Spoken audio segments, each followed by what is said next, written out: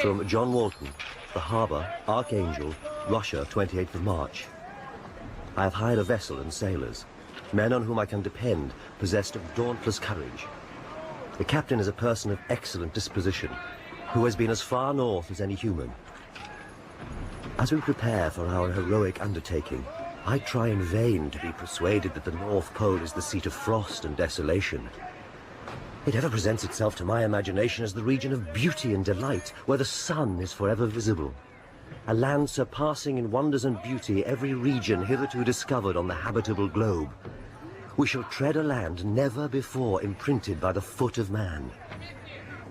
Do I not deserve to accomplish some great purpose? If I succeed in this enterprise, many, many months, perhaps years, will pass before you and I may meet. If I fail, you will see me soon again, or never. Cast off forward! Aye, aye, Captain! Cast off up!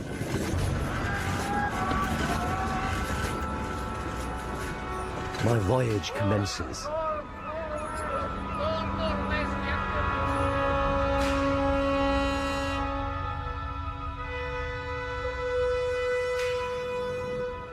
July the 31st. We are halted, surrounded by ice, and have been completely enveloped in fog. Starboard 40! What is it? A sledge! Where's Slade? Nikolai! Telescopes for myself and Mr. Walton! Through the mist! I can see it! Hail it! Oh my God! Who is Telescope, sir. What is it? It's enormous! What is it, a man? I can't see it. There's a man on the sledge. I see him! He doesn't stop! It's terrible. Do my eyes deceive me? Or is he a giant? Assuming the dogs are of normal stature, I should say he is. We are hundreds of miles from land. We are. I can't see it no more. Can you distinguish his features? No, Could there be land not on the maps? I did not think so, but he must have come from somewhere and be heading somewhere. The fog's closing in again. He's out of sight. How long before the ice breaks and we can move on? Tonight, tomorrow, the day after. Maybe we'll find the North Pole is inhabited by giants. Hey, Mr. Walton. August the 4th. I am in good spirits. My men are bold and apparently firm of purpose. Being icebound did not seem to dismay them. What can stop the determined heart and resolved will of man? We move now amongst the drifting floes of ice, but slowly... Yes? Captain said I should disturb you, Mr. Walton. What is it? The captain requests you come and see. Mr. Walton, another man on a sledge. Another? I think he's insane. Sir! Who are you? My name is Victor Frankenstein. And all I desire is that you should give me a little food. I insist that you come aboard! I cannot. Your ice floe may break up! I shall take my chances. Where have you traveled from? Europe. Europe? Yes. Please. Whither are you bound? To the North Pole! And you? You head north? A voyage of discovery! You promise me that you are heading north. Yes! In that case, I will come aboard. But only if my sledge and dog may also be accommodated. For it may be you turn back, whilst I must go on. Surely! Bring them aboard! There. He looks half dead. More dead than alive. Is he saying he's come all the way from Europe over the ice? Is this possible? Makes me think of the giant. I got it. Take Mr. Frankenstein down to the galley. Rub him with brandy. Feed him. We might have to redraw the maps.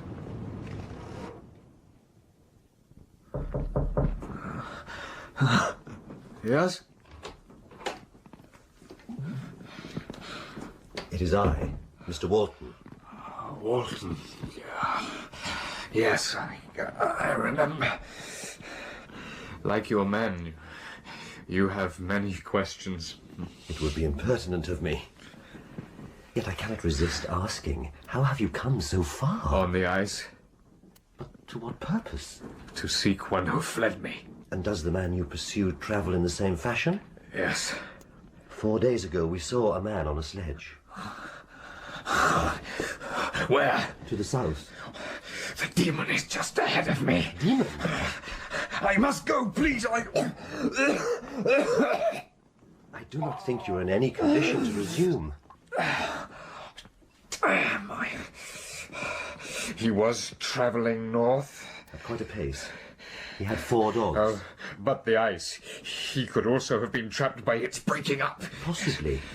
But at the speed he was travelling, he may have kept ahead of it. At least I must be on deck to keep watch. There is always a lookout posted. They will see anything there is to see. I must know at once. Of course. You are a scientist. Yes. What do you hope to discover at the North Pole? You ask me to reveal my heart. Yes? I think I may, in that hitherto unexplored area of the globe, discover the fundamentals of nature and thus acquire dominion over them.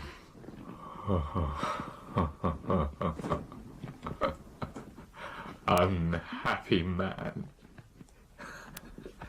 Do you share my madness?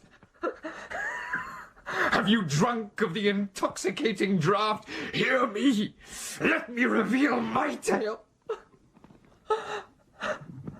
And you will dash the cup from your lips. Here, brandy.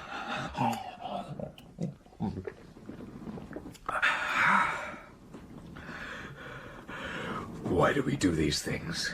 What things? These explorations? You seek for knowledge and wisdom as I once did, and I ardently hope that the gratification of your wishes may not be a serpent to sting you, as mine has been. I never saw a more interesting creature. His eyes have an expression of wildness and even madness, but there are moments when his whole countenance lights up. He must have been a noble creature in his better days. I am by birth a Genovese, and my family is one of the most distinguished of that republic. My mother's tender caresses and my father's smile of benevolent pleasure are my first recollections. With this deep consciousness of what they owed towards the being to which they had given life, it may be imagined I received a lesson of patience, charity, and self-control.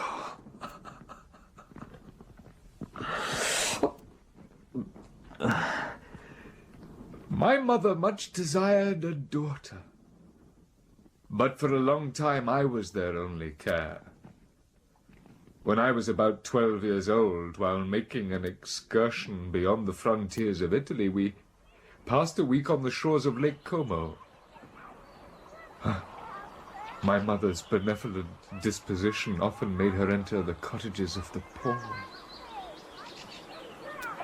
Victor, don't stare. They have hardly any clothing. They are poor. Have you come for her? Come for who? Well, the fair one, Elizabeth. No, obviously not. That's a pity. As you can see, she's not ours in the natural way of things. She's golden-haired because her mother, who died in childbirth, was a German, and her father a Milanese nobleman. He gave her to us to nurse. We were better off then. Her father was involved in politics, wresting Italy from Austria. I don't know if he's dead or in a dungeon, but his property has certainly been confiscated. Looks a cherub, doesn't she? She is striking. We sometimes think she was sent by heaven. My mother engaged my father's approval, and the result was that Elizabeth Lavenza came to live with us. I looked upon her as someone to protect, love, and cherish. My more than sister. Please, do not continue on my account. My parents had a second son, Ernest, and then William. Poor William.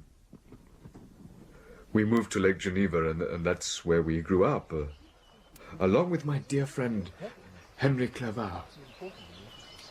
Victor, Henry, lie on your backs and look at the clouds. And what, Elizabeth, will be revealed to us? You'll see shapes, cities and castles in the air.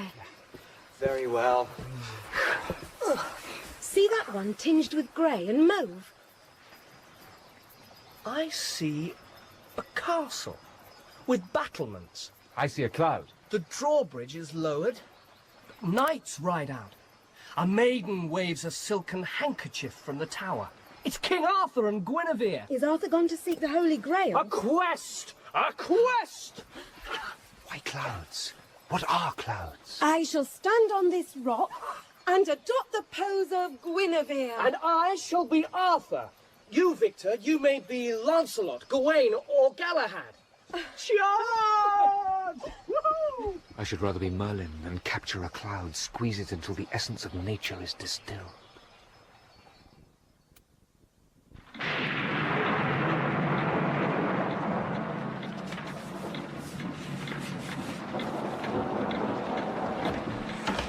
Victor, Father?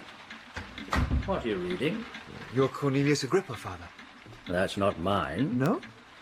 Must have been left by the previous owner. Ah, and Paracelsus. And Albertus Magnus. You have read them? Their work looks sad now. Oh?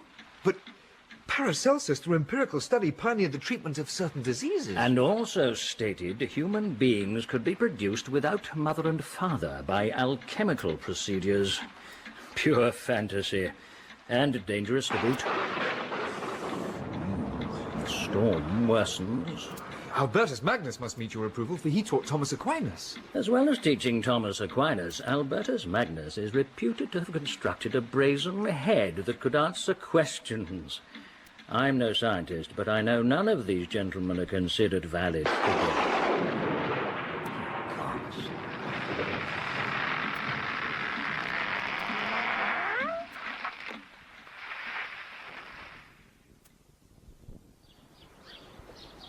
Is the oak tree completely dead? Well, as you can see, the lightning struck it, eliminating the upper branches, and the trunk, rather than splitting, has been reduced to thin ribbons. Tap it. It's not like wood, it's like metal. The lightning has transformed the wood.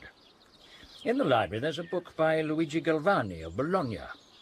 Now, through his experiments, he deduced that an electricity resides in the nerves and muscles of animals. Is the same true of humans? He only records his experiments with a frog. If he has experimented with humans, he's damned. No, the usefulness of his work is that we know how to improve certain objects by coating them with metal. Galvanism. His other work, I'd be tempted to bracket with the ancients you were reading last night. There's nothing to be gained from attempting to discern the spark of life. Can anything ever be known? We can dissect a frog, name its parts, agitate it with electricity, but we cannot make it live once it is dead. Will the tree grow again? No. I think it looks sad now. Sad, Elizabeth? Feel how much like iron it is. When I became 17, my parents determined I should attend the university at Ingolstadt. But before the day of my departure could arrive, Elizabeth caught the scarlet fever. My mother attended Elizabeth's sickbed, and her watchful attentions triumphed over the malignant distemper. Elizabeth was saved. But on the third day, my mother sickened. Her fever accompanied by the most alarming symptoms. On her deathbed, she joined the hands of Elizabeth and myself. There, my dear. My children, my firmest hopes of future happiness were placed on the prospect of your union. Mother, don't say were. This expectation will now be the consolation of your father. I should have died. It is not in our gift to decide. Here, Elizabeth, I want you to have my locket. Keep it. Elizabeth, my love, you must supply my place in the home. Take the locket. Victor, fasten it for her. I will endeavour to resign myself cheerfully to death, and will indulge hope of meeting you in another world.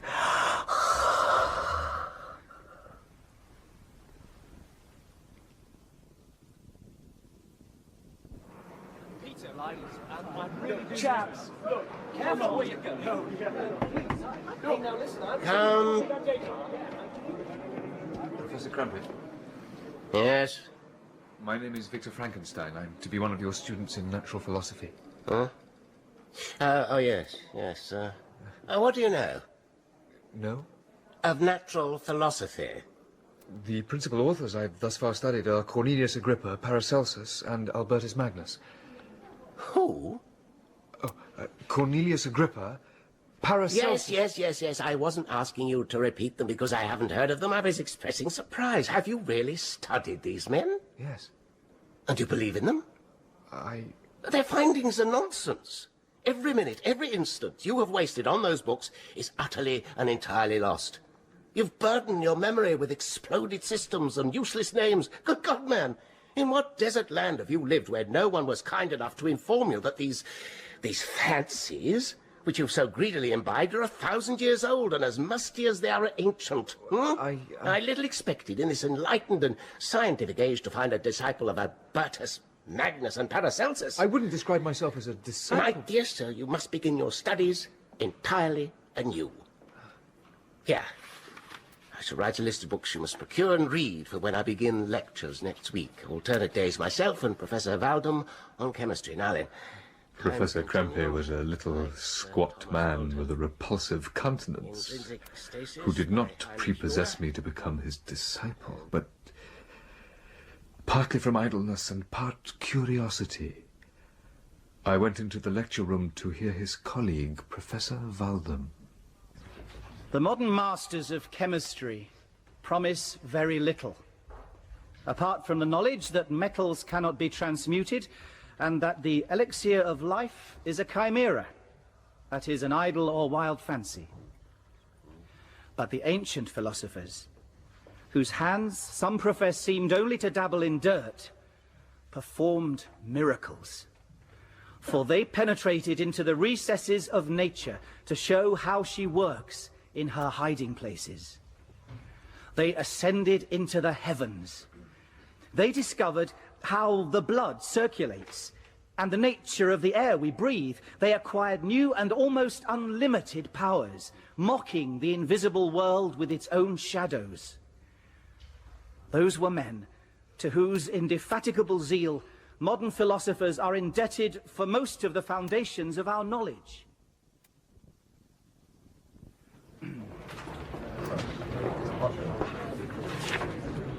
Professor Waldman. Yes? My name is Victor Frankenstein.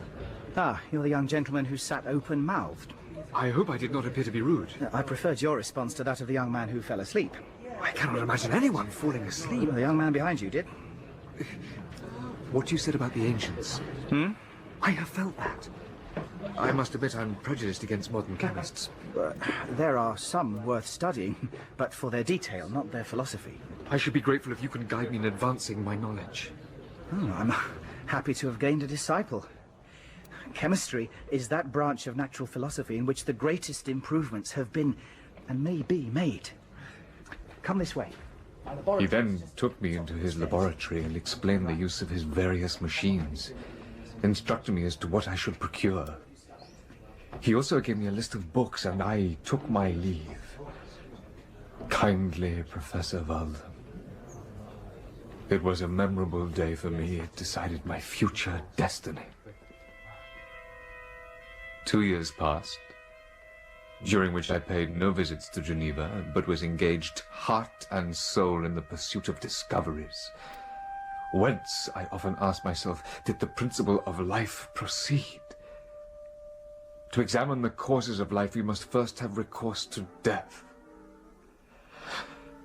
I became acquainted with the science of anatomy, but this was not sufficient. I needed also to observe the natural decay and corruption of the human body.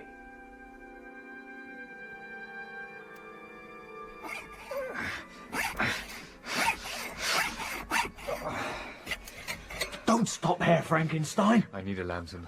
You want us to be caught here? I can't see what I'm doing. Let me take over. Our friend had a thick head. No, you'll damage him. Help me turn him over so I can start from the back. Yeah.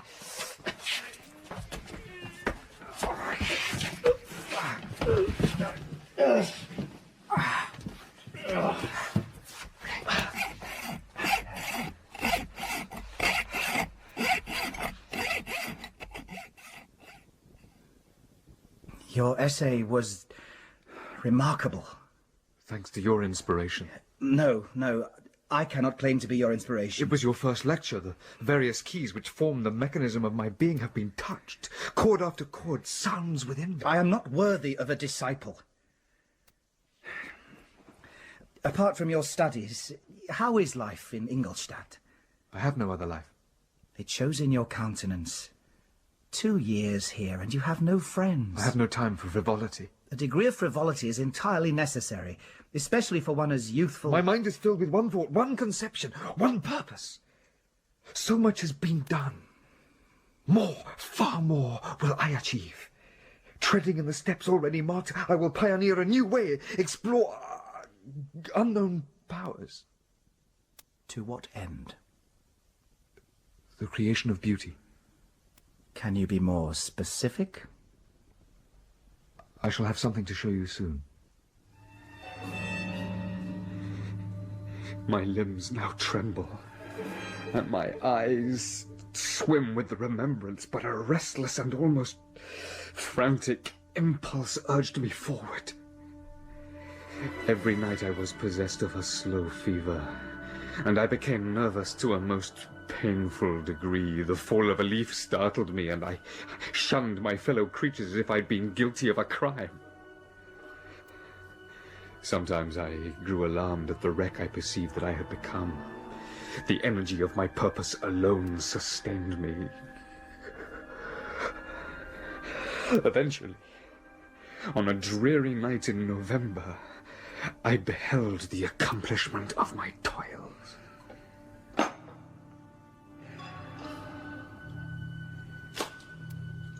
I collected the instruments of life around me that I might infuse a spark into the beautiful yet lifeless creature I had created. Damn. Who is this? A message from Professor Walden, Herr Frankenstein. He invites you to dinner. Go away! Sir? Tell the professor I cannot accept his invitation. Tell the professor I'm almost finished. Yes, sir. More. I have made you, and you shall live.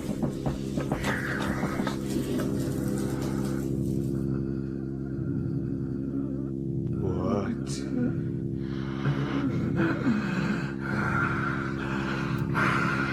His eye opens. His eye opens, yes. Yes. He lives. He lives. Rise! Rise! Walk! Come! Walk to me!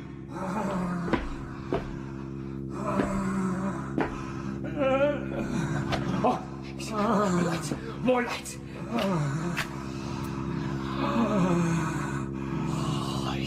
Gods! What have I made? You are meant to be beautiful, but you are foul! Keep away!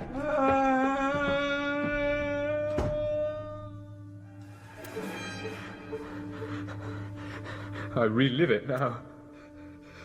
The beauty of my dream vanished. Breathless horror and disgust filled my heart. I threw myself on my bed, endeavoring to seek a few moments of forgetfulness. I slept, indeed, but I was disturbed by the wildest dreams. I saw Elizabeth, in the bloom of health, walking in the streets of Ingolstadt. Why, Elizabeth? Victor! I embraced her, but as I imprinted the first kiss on her lips, they became livid with the hue of death. Oh, ye gods! oh, Elizabeth! Her features appeared to change, and I thought that I held the corpse of my mother in my arms. oh. No! No! No!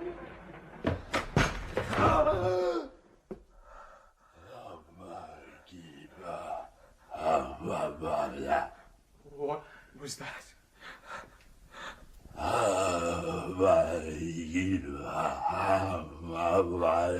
Away!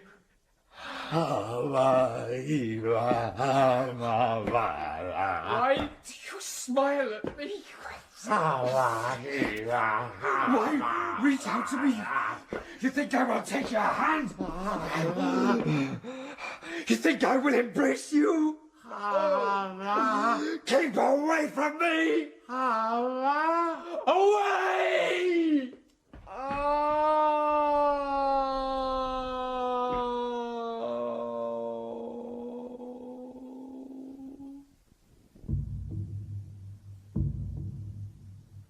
I took refuge in the courtyard of the house. Sometimes my heart beat so quickly I felt the palpitation of every artery.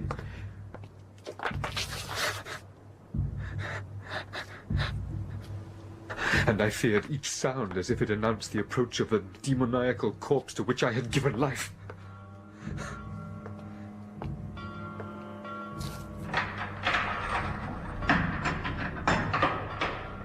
At dawn, the gates to the courtyard were opened, and I issued into the streets.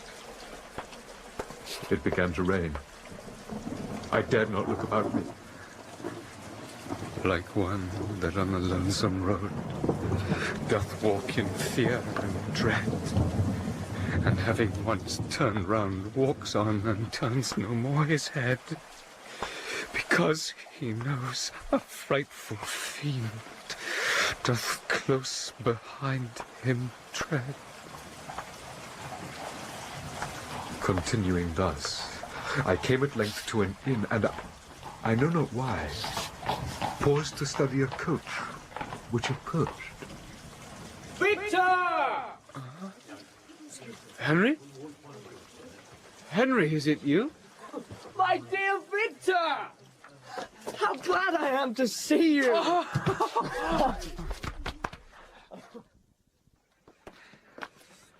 You may easily believe how great was the difficulty to persuade my father that all necessary knowledge was not comprised in the noble art of bookkeeping. But his affection for me at length overcame his dislike of learning, and he has permitted me to undertake a voyage of discovery to the land of knowledge. It gives me the greatest delight to see you, but tell me, how left you my family? Very well, and very happy, only a little uneasy that they hear from you so seldom. Ah, But by the by, I mean to lecture you a little upon their account. But, my dear Victor, I did not before remark how very ill you appeared. So thin and pale, and look as if you had been watching for several nights. Well, you've guessed right. I have lately been so deeply engaged in one occupation that I have not allowed myself sufficient rests. But I sincerely hope that all these employments are now at an end and that I am free. Oh, Friedrichstrasse. Hmm? Friedrichstrasse, that is your address, is it not? What? Yes. Number 15C. I thought we might go to a cafe. I should like to deposit my luggage first. Well, here, let me... You can't carry them alone. No, please, Henry. Stay here whilst I go up and make my rooms more welcoming. I was not expecting visitors. Well, of course. But let me wait at the front door.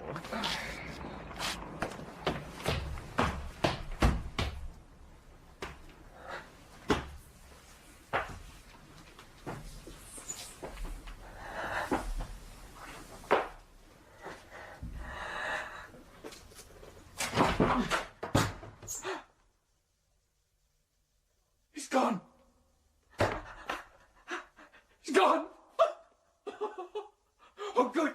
Yes. Very good. Never return. God. Henry, come in. Come in. Our neighbor, I expect.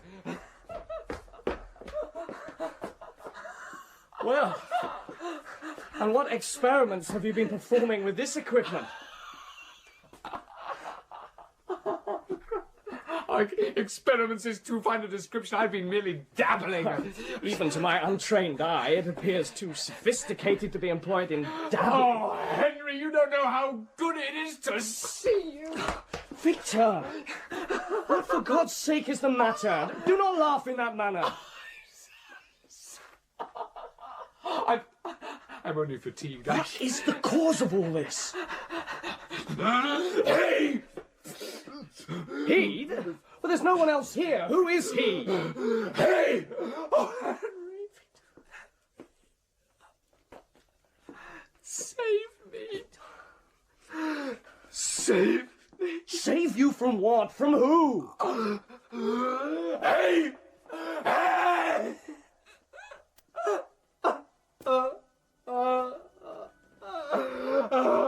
This was the commencement of a nervous fever which confined me for several months.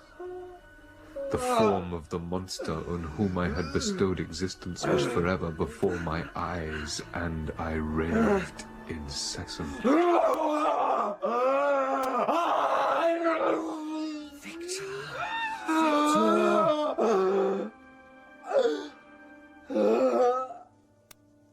By very slow degrees, and with frequent relapses, I recovered. Are you awake? Dearest Henry, how kind, how very good you are to me. This whole winter, instead of being spent in study as you promised yourself, has been consumed in my sick room. How shall I ever repay you? You will repay me entirely if you get well as fast as you can. And since you appear in such good spirits, you will perhaps be glad to see a letter that has been lying here some days for you. It is from Elizabeth. My dear Victor, get well and return to us. You'll find a happy, cheerful home and friends who love you dearly. Your father's health is vigorous, and he asks but to see you. Your brothers, Ernest and William, flourish. My trifling occupations take up my time and amuse me, and I'm rewarded for my exertions by seeing none but happy, kind faces around me. Except Justine, our housemaid, has been having a hard time of it. One by one, her brothers and sister died, and now her mother.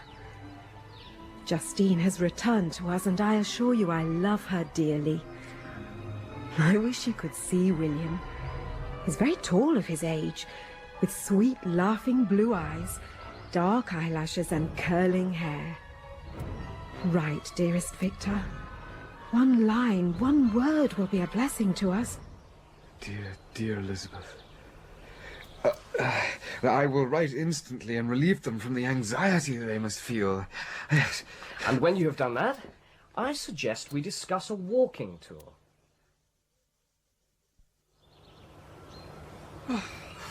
Oh, Henry, this has been a glorious fortnight. We have been blessed with the weather. Oh, I realize now I'd become too single-minded. Lost touch with the better feelings of my heart. You haven't revealed about what you were so single-minded. Oh, it matters not now. Once again I love nature, the cheerful faces of children. Excellent friend.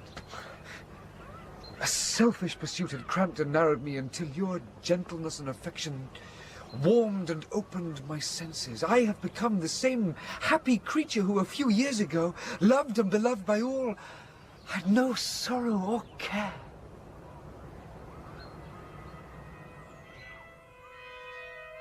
On our return, a letter from my father. My dearest Victor, William is dead.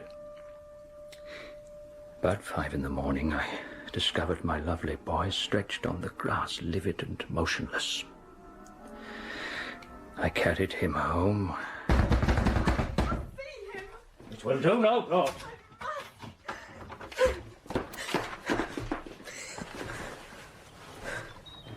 It's not there. What? Oh, it isn't there. Oh, God. I've murdered my darling child. What? The locket his mother gave me. Last night he teased me to let him wear it. It's gone. It must be that which urged the murderer to his deed.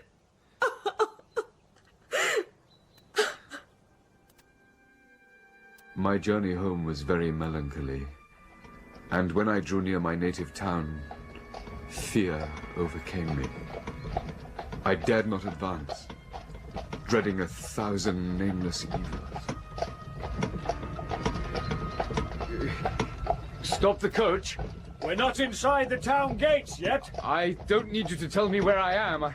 I shall continue on foot. As you wish.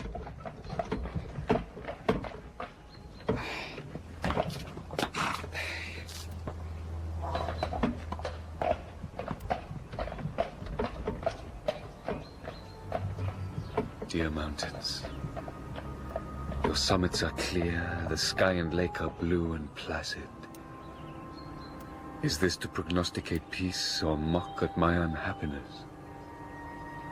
My country, my beloved country. Then, when night fell, I was too late to enter the town, the gates being shut.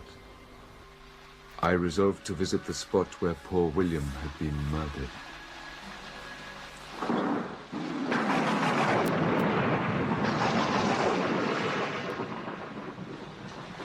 William, this is thy funeral. This is thy dirge.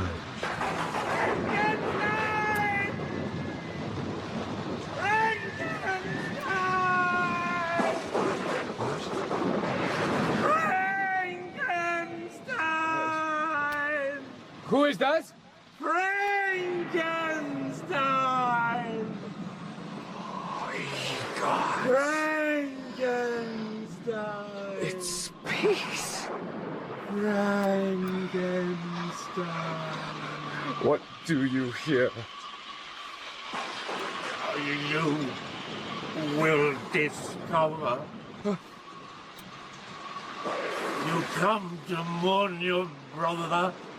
How do you know? No! No! It cannot be!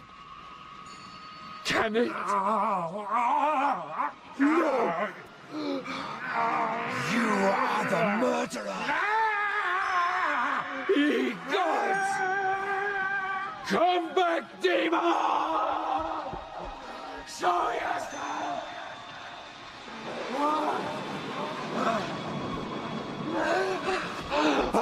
There! Among the rocks of Mount Salef. He reaches the summit and disappears! Here to there in a flash of lightning. I made him well. Too well.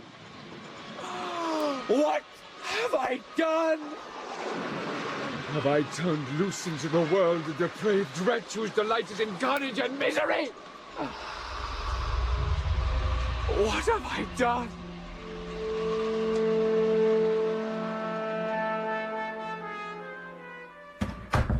Welcome, my dear brother, Victor. Alice, I wish you had come 3 months ago. Then you would have found us all joyous and delighted. You come to us now to share a misery which nothing can alleviate. Yet your presence will, I hope, revive our father, who seems sinking under his misfortune. And your persuasions will induce poor Elizabeth to cease her vain and tormenting self-accusations. She most of all requires consolation, having accused herself of the death of our brother. But now the murderer is caught. Oh, how can that be? He was free last night. Who pursued him? It's impossible. One might as well attempt to overtake the winds. I do not know what you mean. But to us, the discovery we have made completes our misery. Who would credit that Justine, who was so amiable and fond of all the family, could suddenly become capable of so frightful, so appalling a crime? Justine? Justine Moritz? Is she the accused? No one believes it, surely, Ernest. Several circumstances came out which forced conviction upon us. But she will be tried today, and then you will hear all. It is not Justine. Victor. Father. Has Ernest told you of Justine? I have, Father. Justine is quite innocent. Well, that is evident. I know she is not guilty. Then who is guilty? Victor? Nothing, Father. If Justine is innocent, God forbid that she should suffer as guilty. The evidence is circumstantial, and I sincerely hope that she will be acquitted. They cannot find her guilty on circumstantial evidence. Hello, Victor. Oh, Elizabeth. Let me look upon you. Time has altered you. It has endowed you with loveliness surpassing the beauty of your childish years. Your arrival fills me with hope. You perhaps will find some means to justify my poor guiltless Justine. Well, who is safe if she be convicted of crime? She is innocent, and that shall be proved. Everyone else believes in her guilt, but I know it is impossible. Dry your eyes, Elizabeth. If Justine is innocent, rely on the justice of our courts.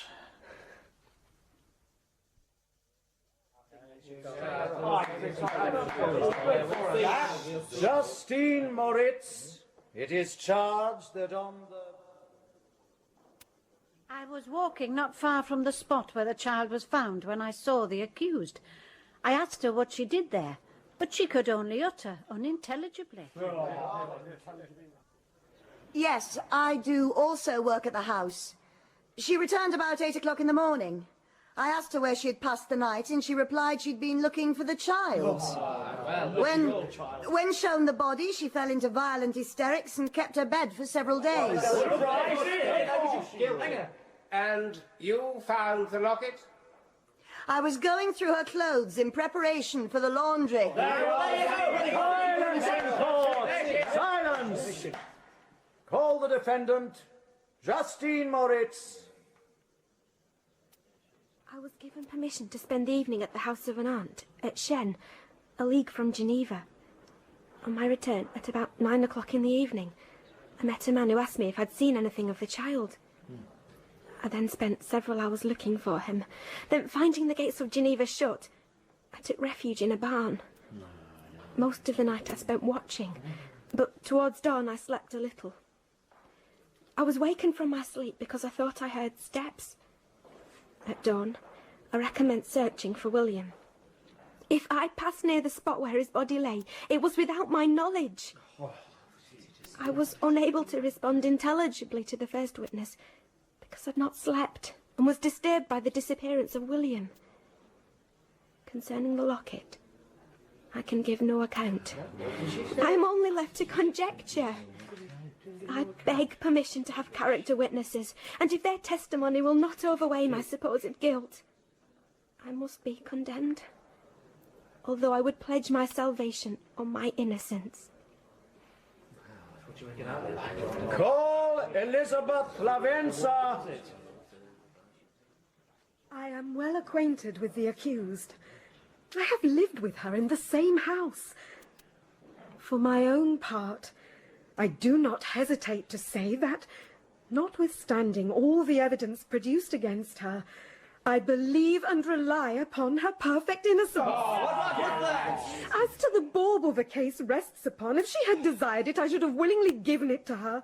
So much do I esteem and value her. Why speak well of her? She murdered your brother! She's a murderer! Silence and pause! She's innocent! She did not do it!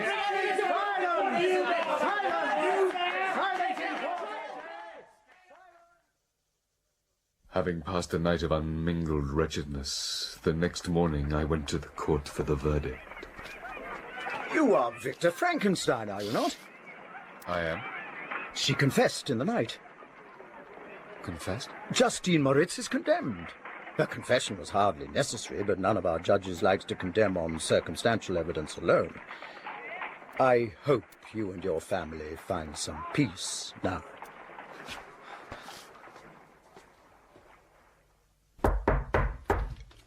Yes? A message from the jail, sir. Justine Moritz humbly requests a visit from Mistress Elizabeth. Thank you. No reply. You can't go. I do not know what to do. It's Justine. Well, I leave it to your judgment and feelings. Thank God your mother isn't alive to witness this. Victor, would you accompany me? I?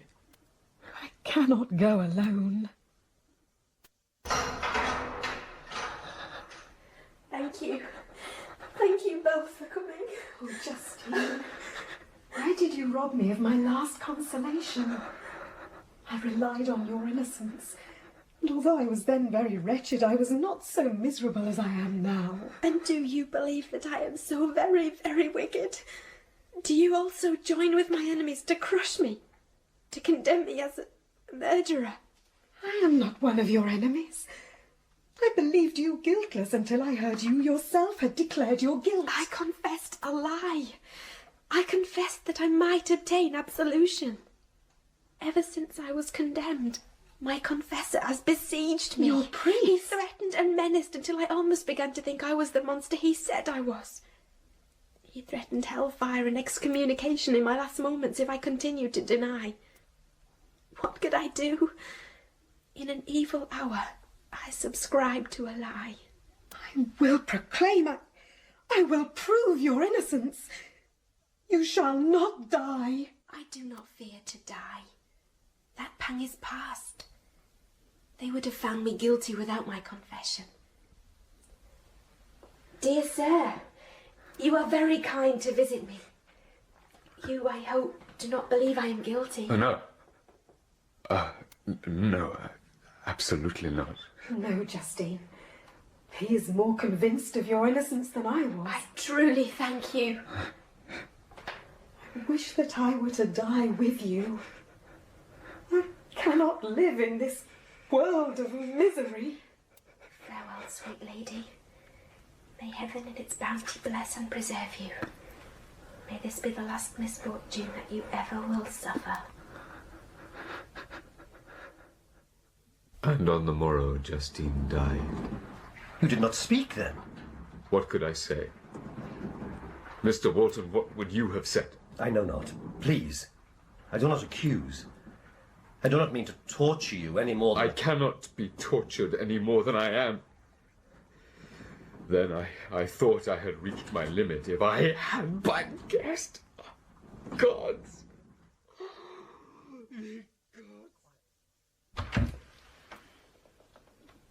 Elizabeth?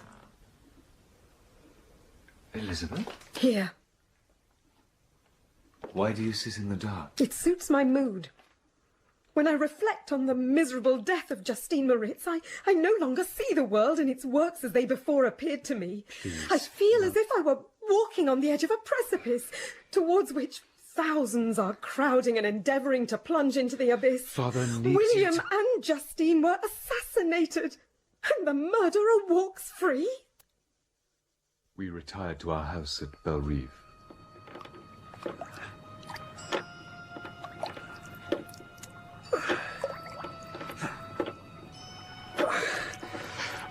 I have been the author of unutterable evils. The monster I have created will perpetrate more wickedness as long as anyone I love remains. I shall live in fear.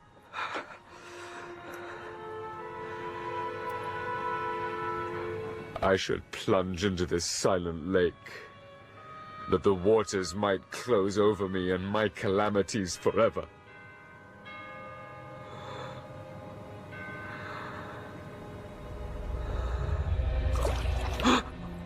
Who's that? My mind. Must clear my mind.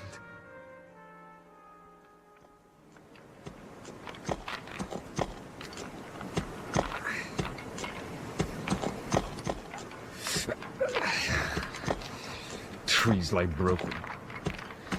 Mists rise from the rivers. Stones roll on glaciers. Come on! Ignorant beast! Come on! Forward! I shall leave you here then.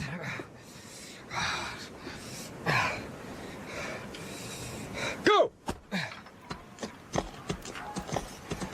Watch me, mule! See me traverse the ice!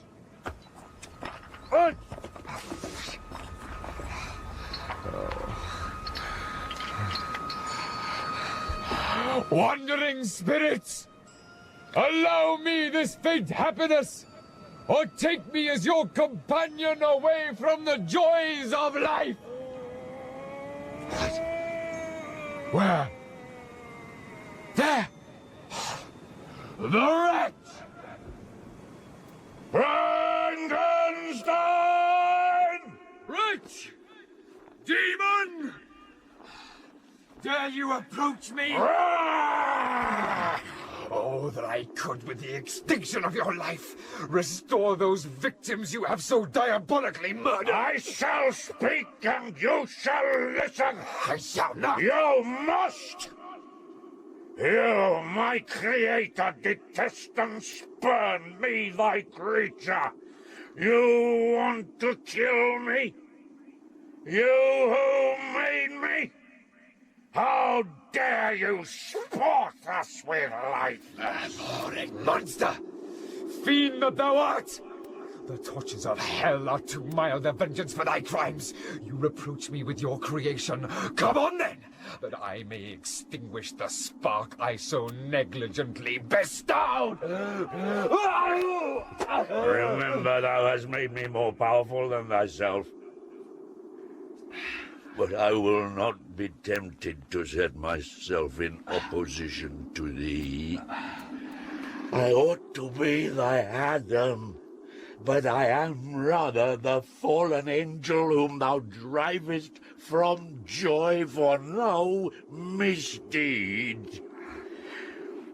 I was benevolent and good, but misery made me a fiend. Make me happy, and I shall again be virtuous. Leave my sight. Do your duty towards me, and I shall do mine towards you, and the rest of mankind. If you will comply with my conditions, I will leave you at peace. But if you refuse, I will glut the maw of death until it be sated with the blood of your remaining friends. Cursed be these hands that formed you!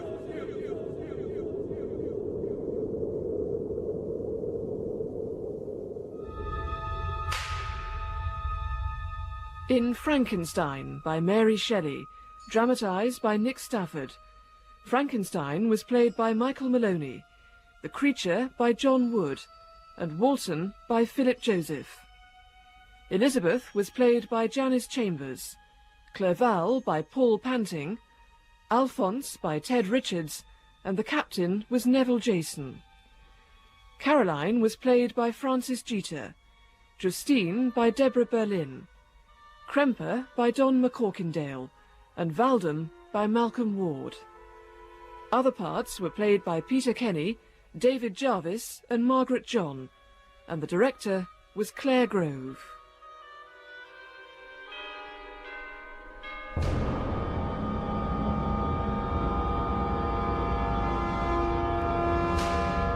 Frankenstein by Mary Shelley, dramatised in 2 parts by Nick Stafford. Part 2. Frankenstein has been brought on board a ship bound for the North Pole. The creature he created has murdered his brother, and a young woman has hung for the crime, while Frankenstein remains silent. He tracks the creature to the mountains.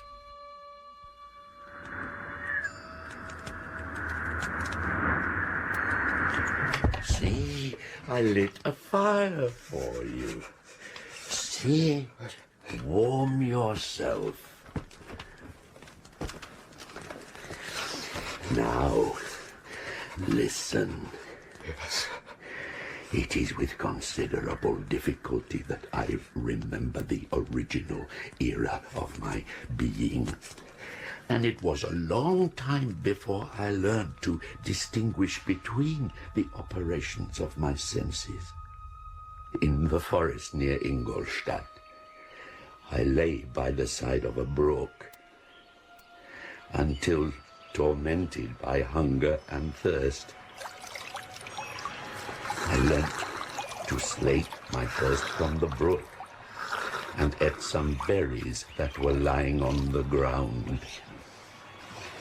Before I had quitted your apartment, I had covered myself with some clothes, but these did not fit.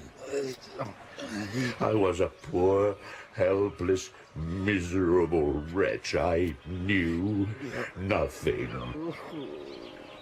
Soon, a gentle light stole over the heavens and gave me a sensation of pleasure.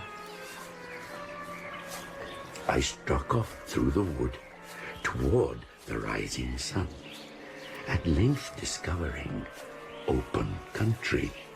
In the distance, I perceived a small hut, a sight new to me.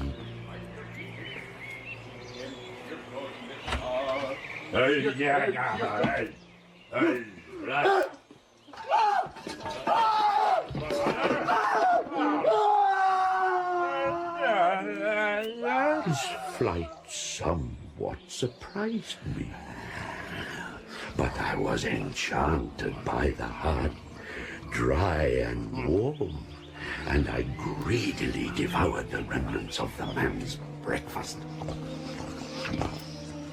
From there I proceeded across the fields for several hours until at sunset I arrived at a village. How miraculous did this appear! The huts, the neater cottages, and stately houses engaged my admiration by turns. I entered one of the cottages.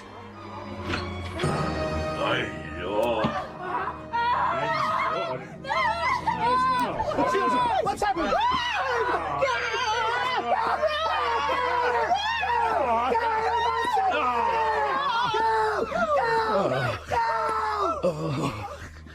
I ran for an age, until I came across an isolated cottage with an adjoining hovel, wherein I took refuge from the inclemency of the season, and still more from the barbarity of man.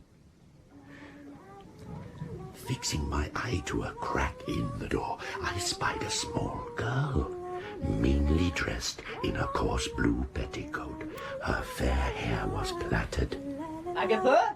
I'm going for milk, Felix.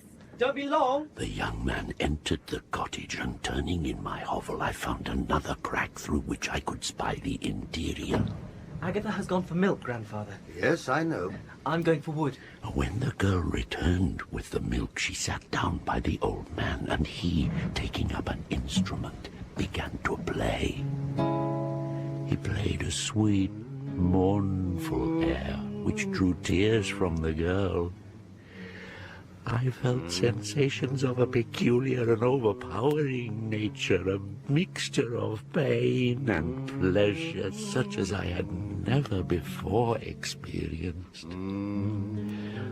Soon after this, the young man returned with some wood, and taking up what I now know to be a book, read aloud. O Spirit, that dost prefer before all temples the upright heart. After many nights witnessing this, I perceived these people possessed a method of communicating their experience and feelings to one another by sounds, what I now know to be words. What in me is dark? This was indeed a godlike science, and I ardently desired to become acquainted with it. For many months I listened and learned, until I felt capable of approaching these gentle people, myself capable of speech. However, one night when I was foraging for food, I bent down over a pool of water to drink, and when the moon came out from behind a cloud, I twisted, thinking something fiendish behind me. There was nothing. Again I looked behind me, not comprehending what I saw in the pool. Oh, no! The first word I uttered. No, no, no!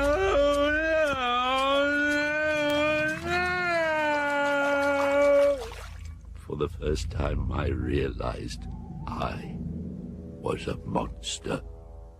What was I? Why was I different from all the people I had seen? I had no idea until I was able to decipher these papers. My journal. Accursed creator! Why did you form a monster so hideous that even you turned from me in disgust? Still, there was one man who might not turn from me. The old man next door was blind.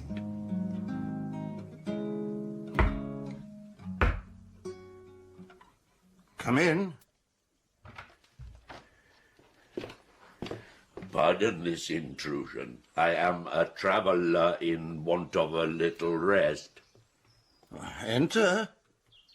Unfortunately, my children are not home, and as I am blind, I'm afraid I shall find it difficult to procure food for you. Oh, do not trouble yourself, my kind host. I have food.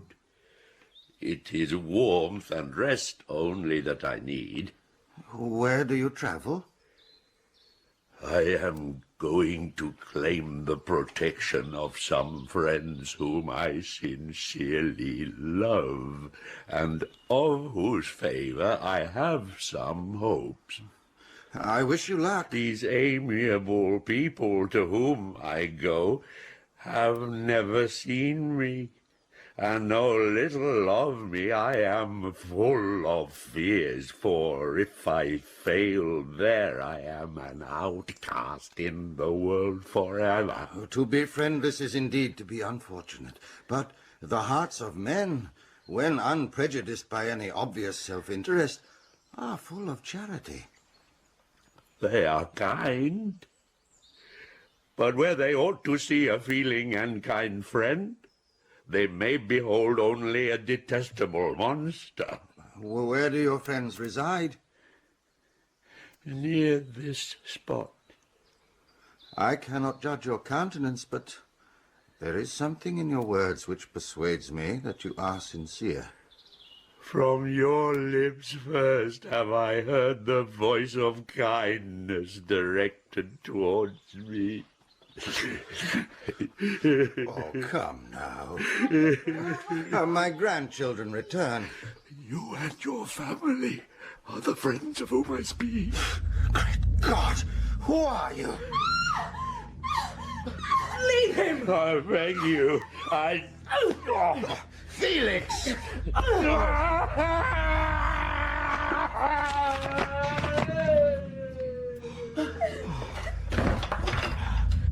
That branch! The monster broke it as if it were a twig! Monster? Cursed creator! Why did I leave?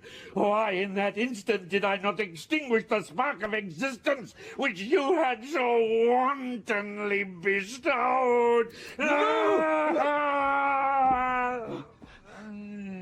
Do not be frightened. I shall not harm you.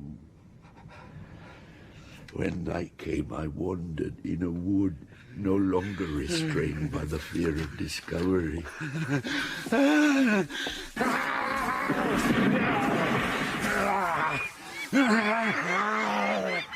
I bear hell within me.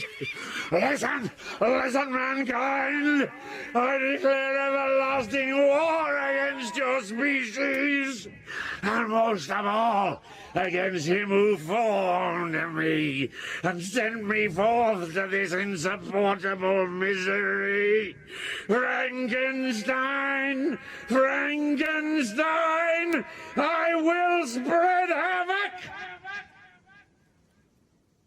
I learned from the papers in my pocket that Geneva was your native town, and towards this place I resolved to proceed. I felt emotions of gentleness and pleasure revive within me. I'm coming to find you! She ran close to the river. Where are you? Where are you? Help! Hold on! I have you.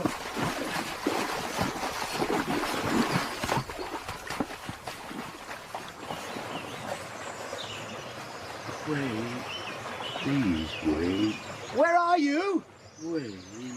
Where are you? The girl is here. Who's that? Over here. She fell in the river. Get away from her! I saved her from the river.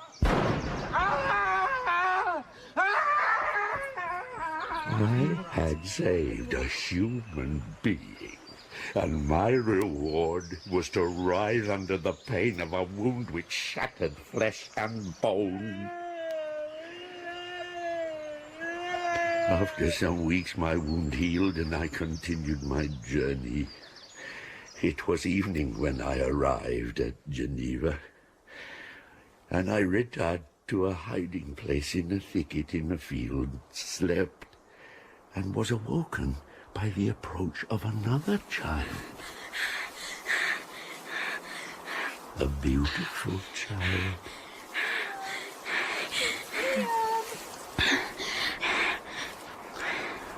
An idea seized me that this little creature had been unprejudiced and had lived too short a time to imbibe the horror of deformity. If I could educate him as my friend, I should not be so desolate. Child, I do not intend to hurt you. Monster! Ugly wretch! Let me go! You wish to eat me! Or tear me to pieces! Listen to me. Put me down, or I will tell my papa! You must come with me. Hideous monster! My father will punish you! He is powerful. He is Monsieur Frankenstein. Frankenstein? Yes, Frankenstein. See, the name frightens you. Tell me, has your father lived in Ingolstadt? No, that is my elder brother, Victor. He will punish you as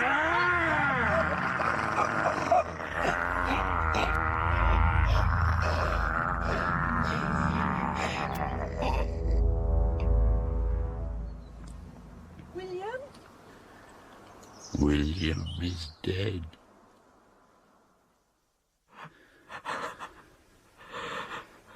And the locket. Locket? Around his neck.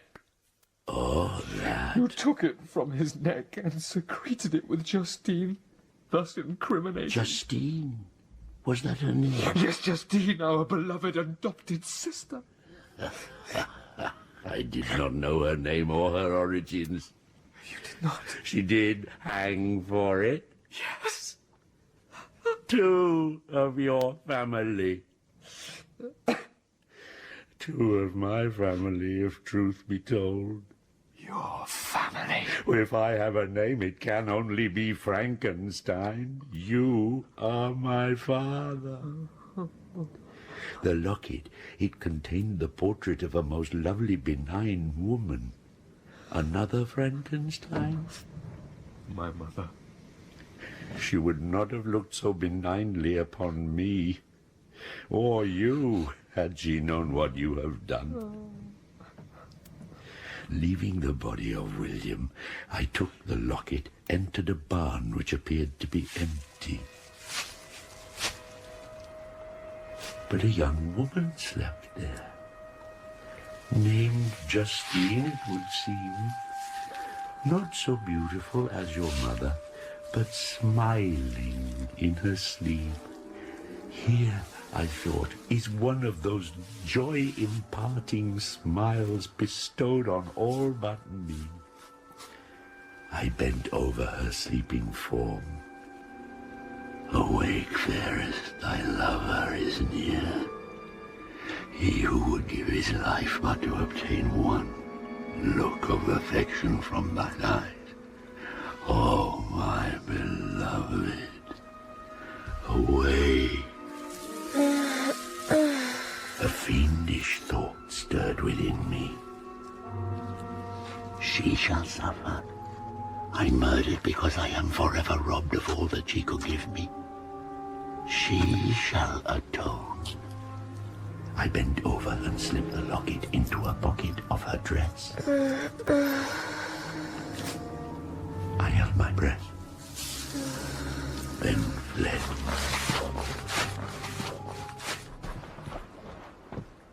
I am alone and miserable. Man will not associate with me.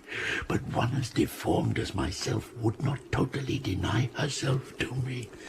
You must create for me a female. I refuse.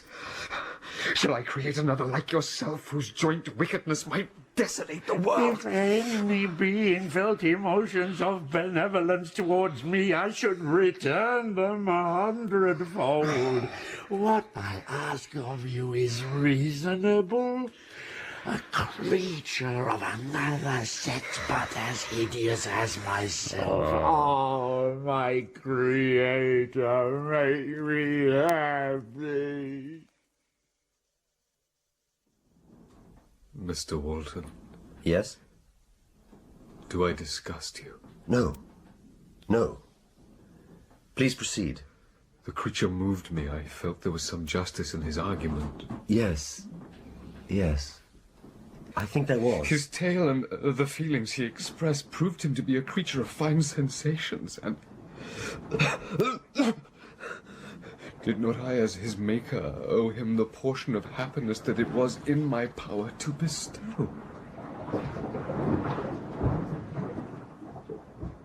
If you consent, neither you nor any other human being shall see us again.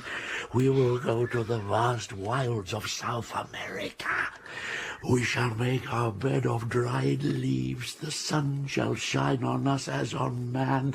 I see some compassion in your eyes. How could you, who long for the love and sympathy of man, persevere in this exile? You will return and again seek our kindness, and again you will meet with our detestation. Again your evil passions will be renewed, and you will have a companion to aid you in destruction.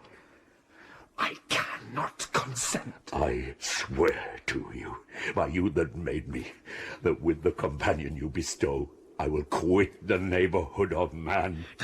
My life will flow quietly away, and in my dying moments I will not curse my maker. No.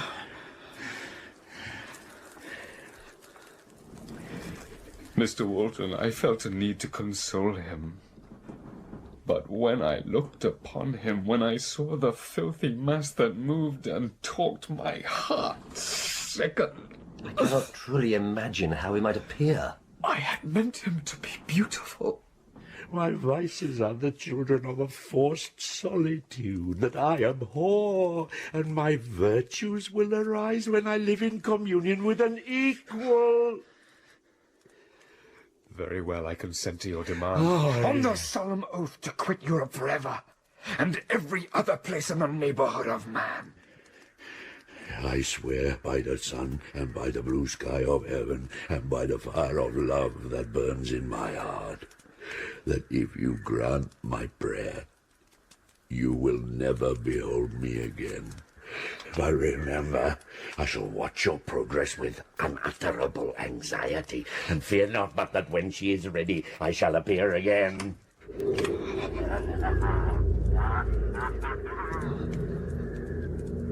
O stars and clouds and winds, crush sensation and memory. Let me become as naught. I'm happy to remark, my dear Victor, that you seem to be returning to yourself. It is true, Father. I do feel a little better. Yet you are still unhappy, and you still sometimes avoid our society. I have conjectured on this, and an idea has struck me which I must put to you concerning the source of your present state. Do I alarm you? No. What is your idea? I confess I've always looked forward to your marriage with Elizabeth as the stay of my declining years. But now I wondered if you perhaps regard her as your sister, without any wish that she may become your wife. You may have met with another whom you love, and considering yourself bound in honour to Elizabeth, this struggle may occasion the poignant misery which you appear to feel. No, Father, be assured I love Elizabeth dearly. There is no other. Can I ask you, do you object to an immediate marriage? I have no objection, save a desire to visit England. England? In order our marriage to commence with no hindrances, that I should be restored entirely, I should make such a journey. Elizabeth, it is settled. Father? Victor will journey to England, and on his return you shall be married. Do you sincerely wish that, Victor? Elizabeth, I'm sorry for having been so distracted. Our union is my sincerest desire. I only make this journey that I may be fully restored. And Henry? Why not ask him to accompany you, huh? Then we shall know you are safe. You shall write to Henry. Ask him to meet you in Strasbourg, from whence you may sail down the Rhine. And whilst you're away, Elizabeth and myself shall make preparations. Please, Victor, hasten your return.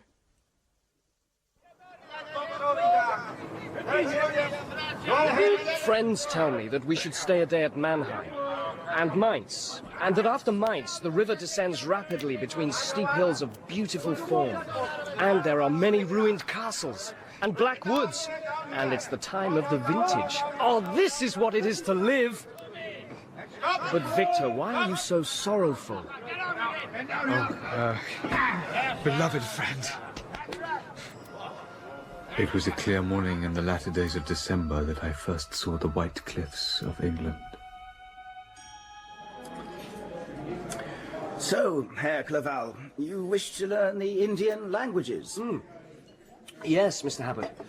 You see, I am sure that if I do, I shall be able to assist the progress of European colonization and trade. Ah. Well, I know someone who may be able to help you. Indeed. I shall introduce you to him. And you, Herr Frankenstein? I'm interested in anatomy, Mr. Habert. Really? Anatomy displeases you? It does not displease me, but I must admit this preoccupation with the interior workings of the human body chills me a little. What's inside should stay inside, to my mind. Oh, but by knowing anatomy, we may learn how to preserve life. Well, we're all going to die, and it's not for us to say how or when, or to preserve life beyond that which has been decided. I associate anatomy with grave robbing. Wrong of me, perhaps, but there you are.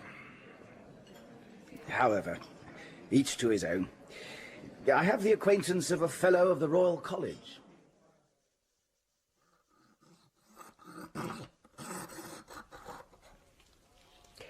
Now, the brain being exposed, could you revolve the cadaver so everyone can see? Yes.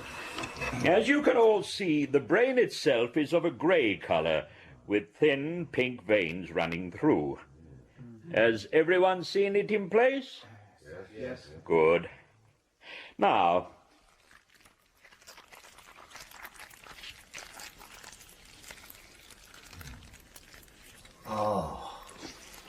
anyone is free to leave the theatre.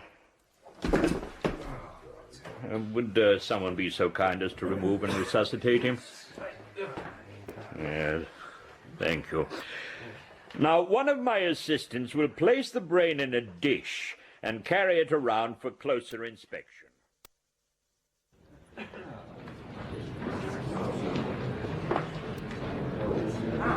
Professor Beaumont. Yes? I am a friend of Mr. Habert, Victor Frankenstein. Ah, yes. Habert mentioned you. A fine dissection and lecture. Thank you. I studied at Ingolstadt under the tutelage of Professor Walton. Yes, I have heard of him. If there's any way I can be of assistance during your stay in England... Yes, there is. I mean to conduct some research for my own amusement more than any real purpose. I have my instruments with me, but of course, no material to work on. Yes, I see. I will pay would you care to accompany me to my study? It's quieter there. I fixed on the remotest of the Orkneys. Hardly more than a rock whose high sides were continually beaten upon by the waves. It was a filthy process in which I was engaged. 3 years before, I was intent upon creating beauty and had created a fiend whose unparalleled barbarity had desolated my heart. Who's there? Frankenstein. You are nearly finished. A ghastly grin wrinkled his lips as he gazed on me. Oh, bounteous Creator, I fall on my knees before you as a grateful son to a benevolent father.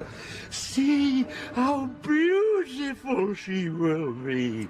I shall love her, and she shall love me, and we shall be happy. I thought of how his happiness could be the end of mankind. Sickened, I took hold of his as yet lifeless mate.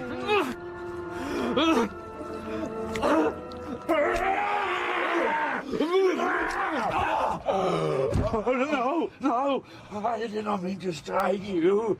Put her back together, please. I love her. Please.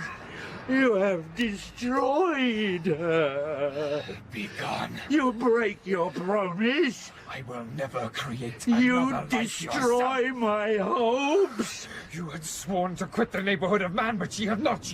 She might have hated you. She might have turned to the superior beauty of man. You would then have been again alone. She would not. You think she was beautiful? I should kill you.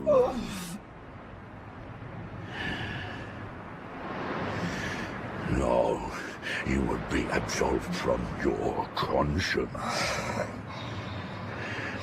Rebuild her, or I shall make you so wretched the light of day will be hateful to you. Your threats cannot move me to do this act of wickedness. Shall each man find a wife for his bosom, each beast a mate, and I be alone? Are you to be happy whilst I grovel in the intensity of my wretchedness? Henceforth, dearer to me than light or food is revenge. You, my tyrant and tormentor, shall curse the sun that gazes on your misery. Devil, cease! Do not poison the air with this malice. You deny me the right to happiness. I shall be with you on your wedding night.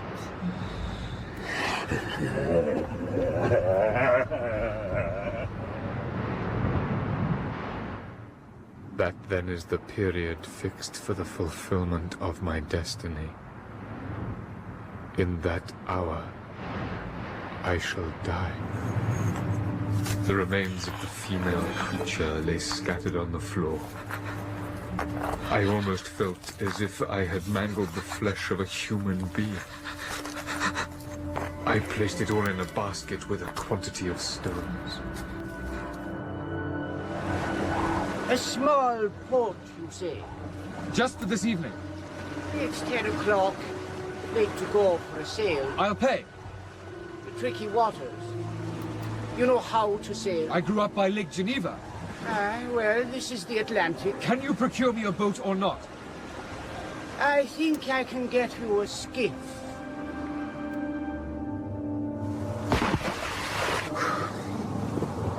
There. She is no more. Darken skies, blow wind, rise waves. The sea will be my grave. Fiend! I shall cheat you and die here!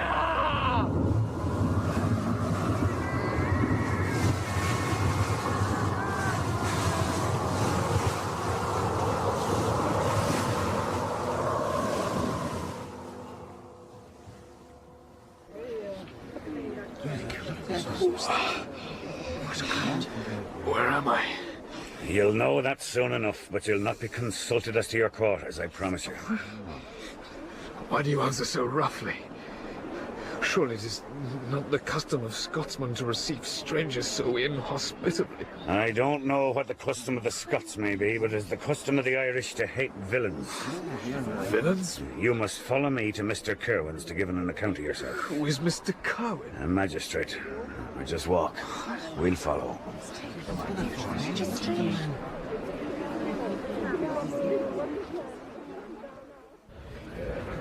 What is your name? Frankenstein. Victor Frankenstein. And where do you hail from, Mr. Frankenstein? Geneva, Switzerland. You didn't sail from there. I have been in the Scottish Orkneys. A storm blew me... Who appears as witnesses? Sorry, I was there. Joseph O'Connor, let us hear your deposition. Your Honour, sir, last night I was out fishing with my son Seamus and my son-in-law Daniel Nugent when, about 10 o'clock, we observed a strong northerly rising, so we put in for port. It was very dark as the moon had not yet risen. We landed at the creek about 2 miles down the coast. I walked ahead, carrying tackle, while the other two followed at the catch. In the dark, I tripped over something and fell to the sand. It was the body of a man. We first thought it was a poor wretch who had been drowned and cast ashore there, but on examination we found the body to be dry and warm. We carried him to the nearest cottage, old Mrs. Flaherty's, where we endeavoured to revive him. He was a handsome young man. There were finger marks around his neck. See, the stranger trembles. Silence! Silence! Thank you, Joseph. Seamus O'Connor, is that a true account of the events? It is, sir. Have you anything to add? No, sir. But the third member of our party, Daniel Nugent, has. Daniel Nugent, step forward. Sir, just before Joseph fell over the body, despite there being no moon, I swear that by the light of the stars I saw a boat, a single man on it, a short distance from the shore. Sir, the boat strikes me as being the same as this stranger arrived in. And I saw him. Who's that? Mary Morrissey, Your Honour. All right, step forward. I live near that beach and was standing at the door of my cottage about the time when I saw a boat, like the stranger's, push off from the spot near where the body was found. Yeah, look, now, there's sweat pouring from the stranger. All right, right. All right, then lead the way, lead the way.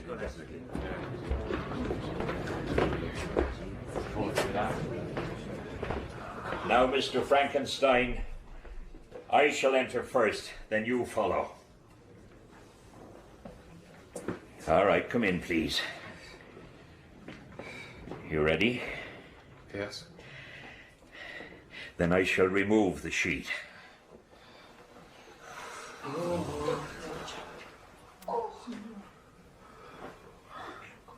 Henry. What did he say? Henry? He said Henry. He's thrown himself in the canals. Have my murderous machinations deprived you also of life? Is this gentle being lost forever? Take him away. My friend! Get him off the corpse! Henry! Ah, that's enough of that, that's enough of that. Get him off!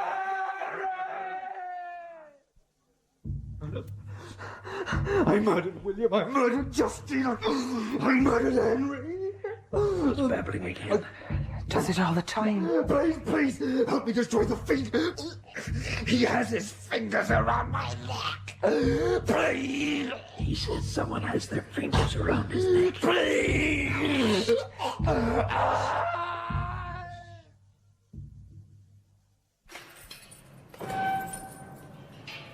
Back with us, Mr. Frankenstein? Yes. I fear that this place is very shocking to you. On the whole earth, there is no comfort I am capable of receiving. I know that the sympathy of a stranger can be but of little relief to one borne down as you are by so strange a misfortune. But you will, I hope, soon quit this melancholy abode, for I believe evidence will be forthcoming to free you from the charges. I think you were thrown by some accident on this shore, seized immediately and charged with murder, shown your friend whose body had been placed across your path. How do you know this? In the 2 months since your arrival, I have conducted an investigation. It seems you were in the Orkneys at the time of the murder. Obviously, you knew the victim, and I can only surmise the rest in order to make some sense of it. I do not believe it was an accident. Some fiend sought to harm you. Now, have you any idea as to his identity? I cannot think who might devise and be capable of committing such an act. Nor I. However, there is someone to see you. You carried some papers, letters. I wrote to your father. My father? He waits outside. Here? I shall send him in to you. Victor? Father. Oh, my son.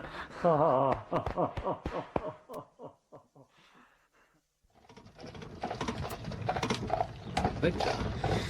I know you feel deeply the death of Henry, but I think there is something else. Justine, poor unhappy Justine, was as innocent as I, yet she died for it, and I'm the cause. I murdered her. Victor. William, Justine, Henry, all by my hand. What's the explanation of these facts? You would think me mad. Victor, you are my son. I wish it were not so. I wish I had no loved ones. I implore you never to make such an assertion again. Yes, yes. I'm sorry, I am not mad. The sun and the heavens can bear witness to my truth, but I am the assassin of those innocents. They died by my machinations. How is he? See for yourself. Victor? I'm home. Victor? Oh, Victor!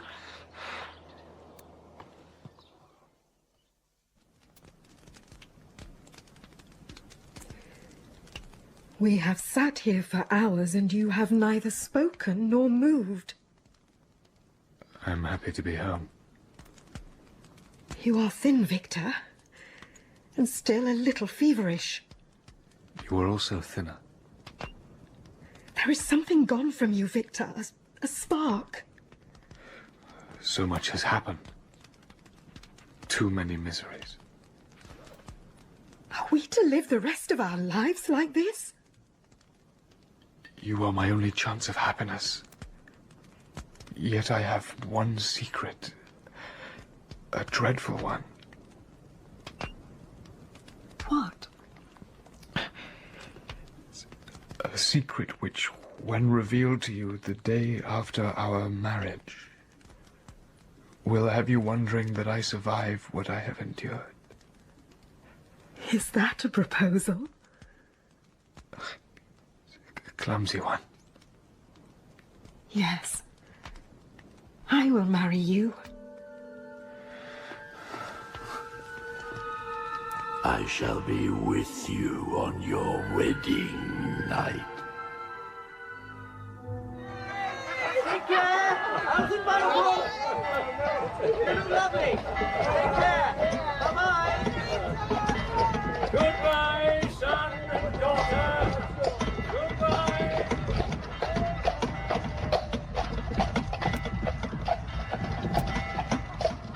Happy? Yes. Savor it.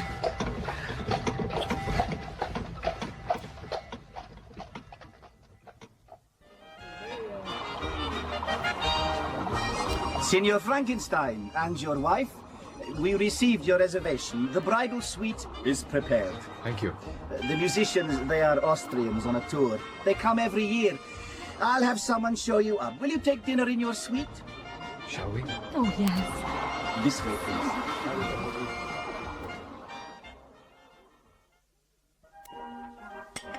Victor, why have you taken to carrying a pistol? From experience, I believe it may be necessary. Nothing will harm us here. Let me be the judge of that. Why so agitated? What is it you fear? I shall take a turn before settling. Shall I accompany you? No, I mean no. How long shall you be gone?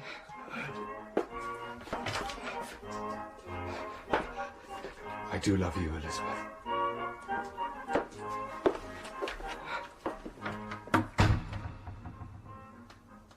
I do not want you to see me die.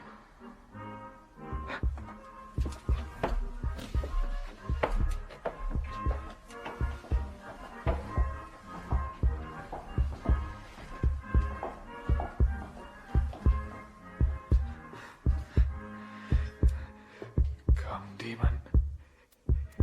It is you or I tonight. Are you behind this door?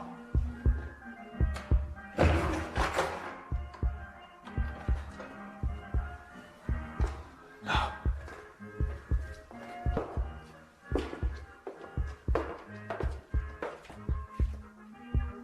This.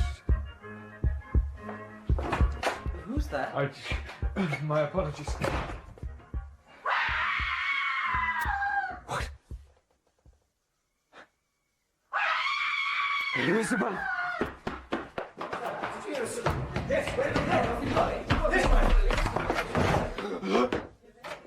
Elizabeth! Dead. Not so steady now, the hand that made me. Now I shall leave you with your bride.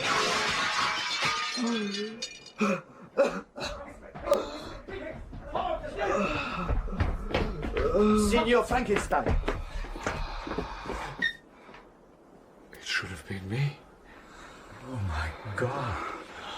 Who did this? The demon leapt through the window. Arm yourselves! Quick! He'll be broken on the ground underneath. He will not. But it is 50 feet to the ground. Where are you going? I have to see my father. I will pay. Whatever it takes.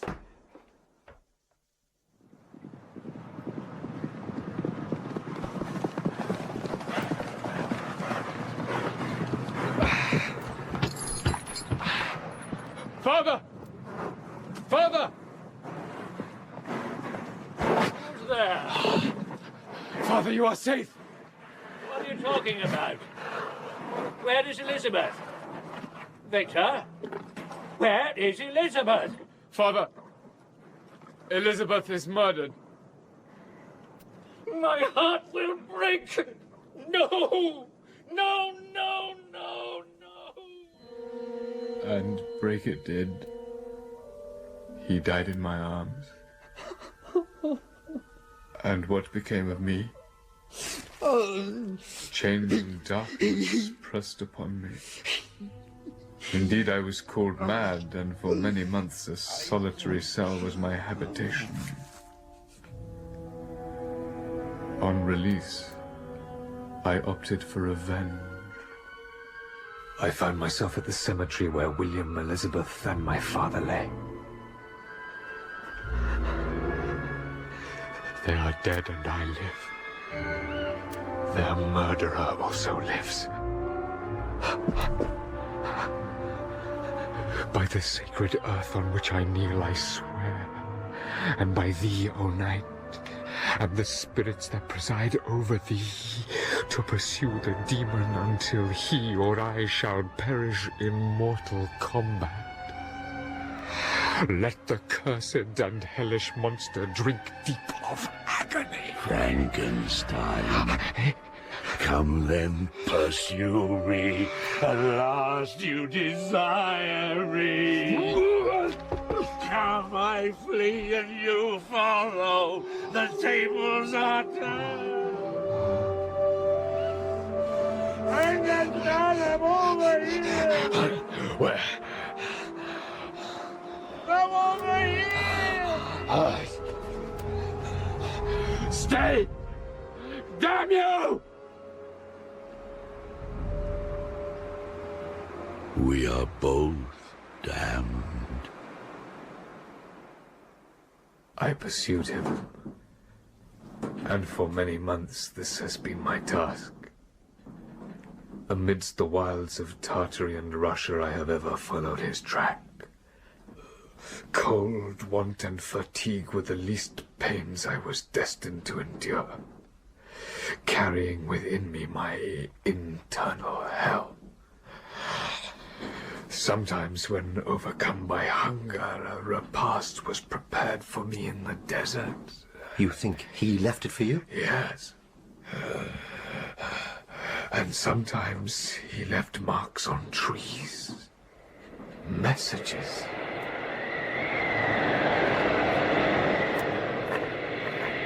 My reign is not yet over. You live and my power is complete. Follow me, my creator.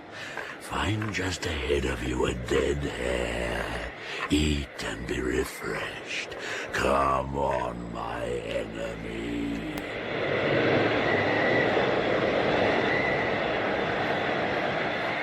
Your toils only begin. Wrap Wrap yourself in furs and provide food, for we shall soon enter upon a journey where your sufferings will satisfy my everlasting hatred. I call upon heaven to support me! Frankenstein! Do not give up! The ice cracked. I was adrift. One by one, my dogs died and were eaten. I was about to expire when I saw your vessel.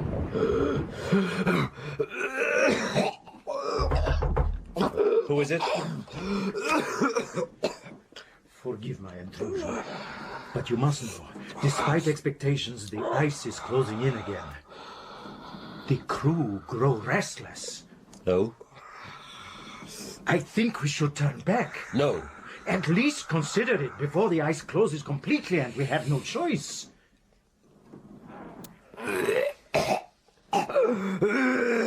Thank you, Captain. I'll come up. Now.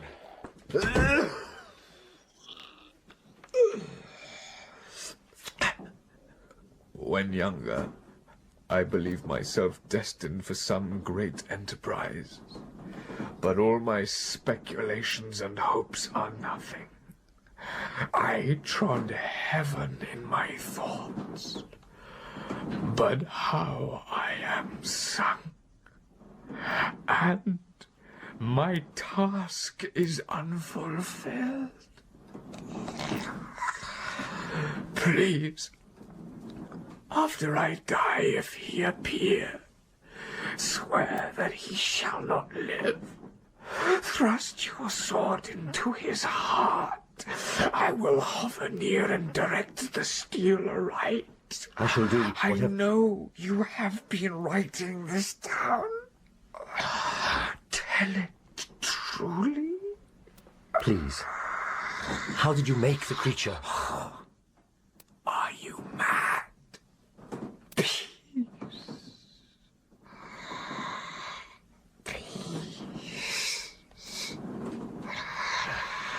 Learn from my miseries, and do not seek to increase.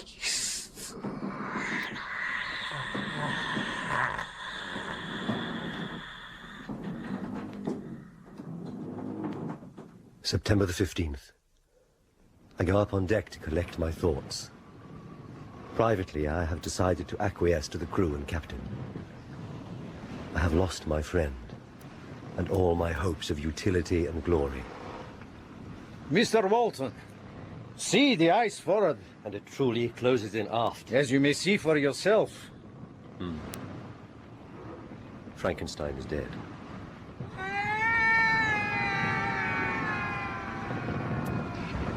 What's that? What's what? I heard something. The wind. I am sorry over Frankenstein. No man could have survived what he has endured. Are there lookouts posted? The usual one. I think we need more. To spy what? I do not know. Then what shall I tell them to seek? Anything. Is there something I should know? Am I master of this ship? Yes, Mr. Walton. Bosun, post lookouts to both sides, forward and aft. Aye, aye, sir. And the ice? Turn the ship around. Helmsman, starboard, 180 degrees. Aye, aye, sir. The North Pole will have to wait.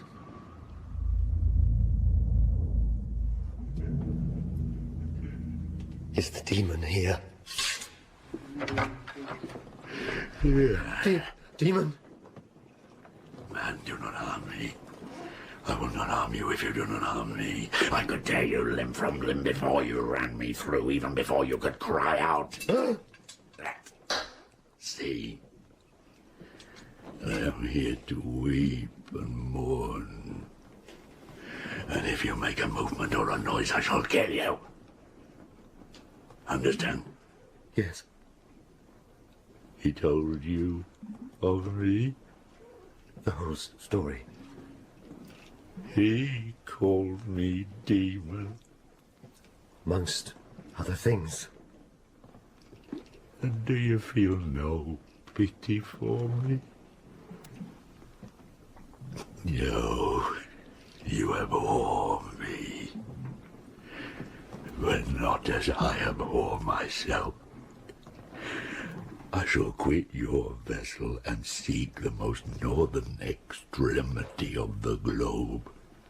I shall die.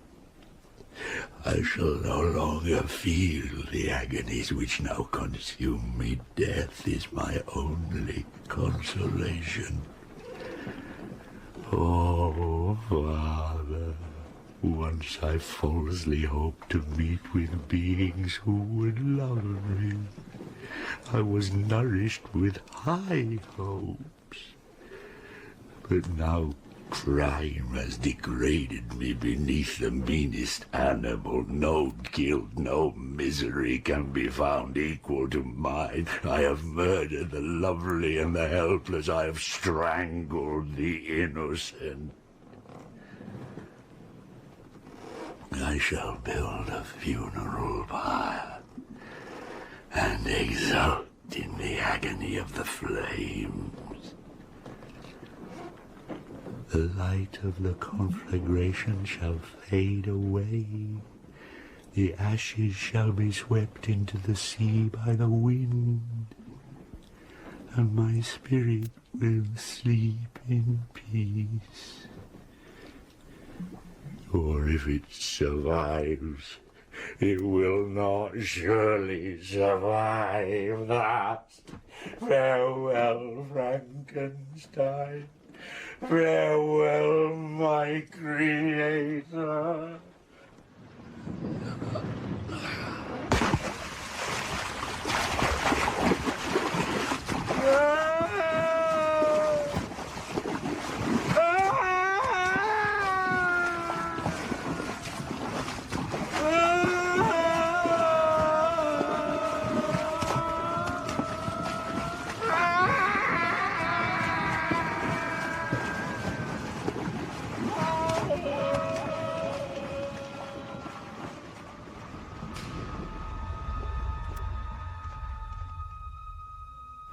In Frankenstein by Mary Shelley, dramatised by Nick Stafford.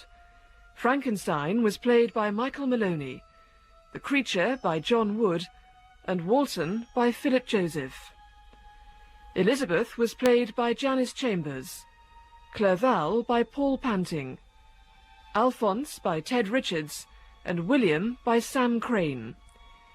De Lacy was played by Gavin Muir, Agatha by Deborah Berlin, Felix by Peter Kenny, and Habit by Malcolm Ward. Kerwin was played by James Berwick, the Nurse by Annie Tobin, O'Connor by Peter Caffrey, Nugent by James Telfer, and the Captain by Neville Jason. The director was Claire Grove.